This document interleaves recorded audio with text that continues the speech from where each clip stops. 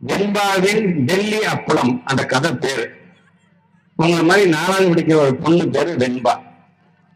அந்த குழந்தை அவங்க அப்பா அம்மாவை கூட்டிட்டு பொருட்காட்சிக்கு கூட்டிட்டு போறாங்க.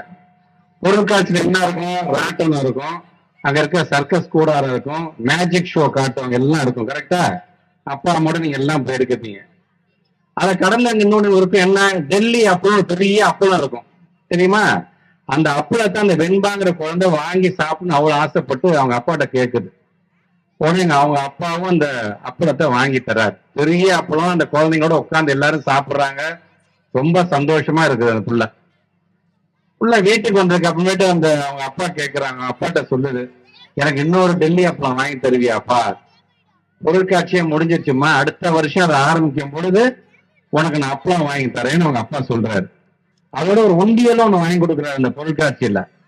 அந்த உண்டியெல்லாம் அந்த வீட்டுல இருக்கு. அந்த வெண்பாங்கிற குழந்தை என்ன பண்ணுதுன்னா, வீட்டுல தன்னை பார்க்க வராங்க, தன்னுடைய பிறந்தநாளுக்கு வர அந்த பணம் 5 ரூபா 10 ரூபா அந்த உண்டியல்ல போட்டு சேர்த்துக்கிட்டே வருது. எதுக்கு சேர்க்குதுன்னா, அடுத்த வருஷம் பொருட்காட்சி வரும்ல, அப்ப இந்த டெல்லி அப்பளத்தை எப்படியாச்சும் வாங்கி சாப்பிடணும் அந்த குழந்தைக்கு ஒரு ஆசை. ஒரு வருஷம் கடந்துருச்சு, திருப்பி அந்த எக்ஸிபிஷன் வருது, பொருட்காட்சி வருது. அந்த குழந்தை தான் சேர்த்து வச்ச பணத்தெல்லாம் எடுத்துக்கிட்டு அந்த பொருட்காட்சி உள்ளுக்குள்ளார போகுது, டெல்லி அப்பளம் வாங்கி சாப்பிடணும்னு.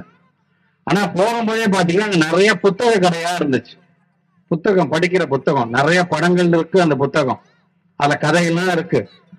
உள்ள நுழையிற அந்த வெண்பாங்கிற அந்த குழந்தை அப்பளம் வாங்குறத மறந்துருச்சு. எப்படியாச்சும் இந்த புத்தகத்தை வாங்கி படிக்கணும் அப்படின்னு ஆசைப்பட்டு புத்தகத்தை வாங்குச்சு அந்த குழந்தை.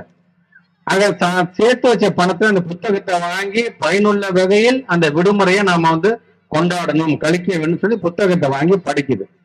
அப்ப அவங்க அப்பா என்ன சொல்றாரு, நீ புத்தகம் வாங்கறதுக்கு சேர்த்து வச்ச பணத்துல வாங்க, உனக்கு அப்பளம் நான் என் காசுல வாங்கி தரேன்னு வாங்கி அந்த அப்பளத்தையும் வாங்கி தர்றாரு. நீங்க என்ன பண்ணணும்? லீவ் விட்ட உடனே 2 விஷயம் பண்ணணும். ஒண்ணு, வீட்டுல வாங்கி தர உண்டியல்ல காசை கொஞ்சம் கொஞ்சமா சேமிக்கிற பழக்கத்தை கத்துக்கணும். அதுக்கப்புறமேட்டு ஏதாச்சும் ஒரு புத்தகத்தை வாங்கி இந்த லீவ் நல்லா ஒரு புத்தகமோ 2 புத்தகமோ, சும்மா 5 பக்கம் 10 பக்கம் படங்கள் நிறைந்திருக்கு இந்த புத்தகத்தை வாங்கி சின்ன பிள்ளைங்க நீங்க படிக்கணும். இப்ப நாங்க நின்றுட்டு கதை சொல்ற மாதிரி உங்க பள்ளிக்கூடத்துல நீங்க நின்றுகிட்டு, நான் விடுமுறை என்ன தெரியுமா கதை படிச்சேன், அந்த கதையை மற்றவங்களுக்கு படிச்சு காட்டணும். செய்வீங்களா? வெரி குட், நல்ல பிள்ளைங்க. மருங்காபுரியில சொன்ன கதை தான் தமிழ்நாட்டு முதல் இந்த பிள்ளைகளுக்கு சேர்த்துதான் அந்த கதையை சொல்றேன். அதனால வருகின்ற இந்த விடுமுறையை பயனுள்ளதாக ஒவ்வொரு பிள்ளைகளும் நீங்கள் அதை கழித்திட வேண்டும்.